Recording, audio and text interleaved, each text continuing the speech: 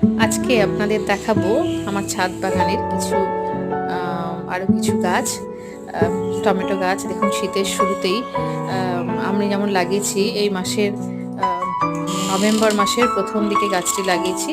দেখুন কিরকম টমেটো ধরে ভরে উঠেছে।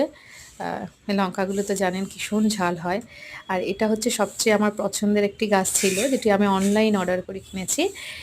গাছটি যখন কিনেছি সেটি ঠিক এই সাইজটা ছিল।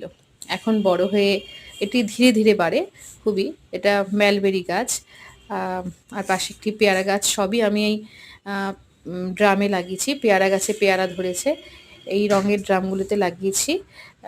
সাথে সাথে কিছু সার খাবার দাবার একটুখানি মাঝে মাঝেই দেওয়া, কিছু স্প্রে করা থাকছে। আর এই পুঁইশাক হচ্ছে আমার বাড়িতে পুঁইশাক এনেছিলাম, তারই গোড়াটা নিয়ে লাগিয়েছিলাম। দেখুন কি সুন্দর হয়েছে। আর যেহেতু এখন